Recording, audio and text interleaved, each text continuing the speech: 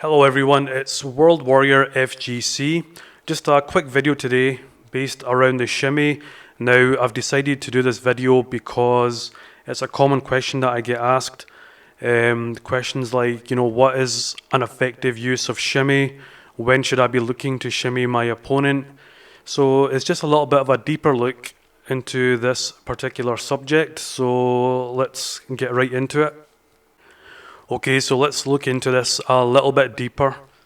Okay, now the first common mistake that I find people make is when you're trying to learn the shimmy, they will try to do the shimmy regardless of the situation.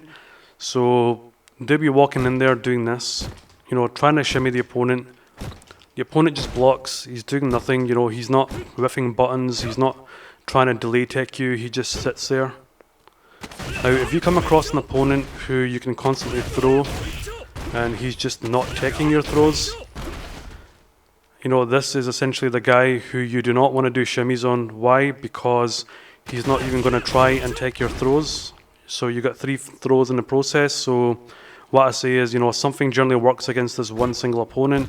If he's not, if he's not making changes and it keeps working, then just keep doing it. Now, on the other hand, if you're fighting an opponent who has a solid defense, you've tried all sorts, you've tried normals, you've tried specials, the guy just will not open up, and you're thinking, let me just try and maybe throw this guy, and he starts taking your throws. So you sit there and you get a little bit annoyed because you're thinking, okay, he's got a solid defense, I can't get my normals, I can't get my specials, I can't even throw the guy, so how the hell do I open this character up? This is the type of guy who you need to shimmy. If he's taking your throws, this is a guy that you need to shimmy. Personally, I find more success if you condition your opponent. Now, what I mean with that is recreating the same or similar situations. So, for example, we can do something like this, try and dash. He basically takes that throw. So the next time you're going to do something a little bit different.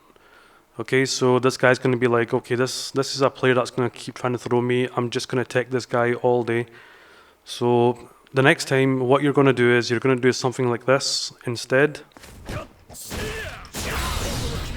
Boom. This is how you generally open up these type of players. You shimmy them in that kind of situation, so you've conditioned him to get used to taking your throws, whether it's whether you dash throw or whether you're trying to tick throw. You've conditioned him, and he's just gotten used to it.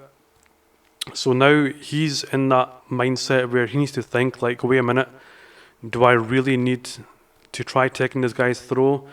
Do I take his throw or do I try taking? Is he going to shimmy? Or is he not going to shimmy? It adds an extra layer into the mindset of the opponent, and it kind of puts him in a very difficult place because he knows that you're not a regular player. So you've now brought something new to the table, something that's become a big threat. So his safety net, which was delay taking, is now basically being broken in two. So that makes him very uncomfortable, and he's now going to have to really think about what he wants to do. Is he now going to be taking throws, or is he now going to be trying to delay tech and risk getting caught with a shimmy for big damage? So in a similar fashion, we can do something like this. So we're trying to tech throw him there, he techs. Again, same thing, so you can do something like this. This opens him up and gets him uncomfortable, same thing. On top of that, you're adding a setup into the equation, so that's now got him thinking even further. You're thinking, first of all, this guy shimmies me. Second of all, he's set something up for my wake up. That then puts another layer of doubt into the opponent's mind, thinking, I could maybe EXDP that thunder kick feint, but should I really be doing that?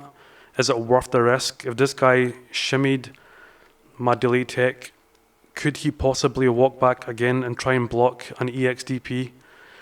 So you're essentially breaking your opponent down mentally. They're losing their confidence. At the same time, you're building up your own confidence and you're building momentum. So you're basically taking the game and you're breaking them down slowly in the process of doing that. Now there's various ways to open up the opponent with the shimmy, not just with the regular kind of throw. So you can do something like this, forward dash, and there you've set up OK straight after your shimmy as well. So with the shimmy, essentially the way that it works is your opponent is pretty much reacting with delay tech by you walking forward. So, you know, if you do something like, you know, walk forward, your opponent will try and delay tech thinking that you've done a couple of hits of your block string and you're now trying to walk in to throw him. So this is another good way to implement the shimmy as well. So you can do something like this. You know, you can catch him out. You know, this is what I mean by there's various kind of ways to approach opening up the opponent with the shimmy. Right guys, so that pretty much brings us to the end of the video. So let me know your thoughts, any kind of questions regarding any of the stuff that I've talked about. Please feel free to comment below. And if you enjoy the content, please like and subscribe. And I guess I'll see you guys next time. Take care.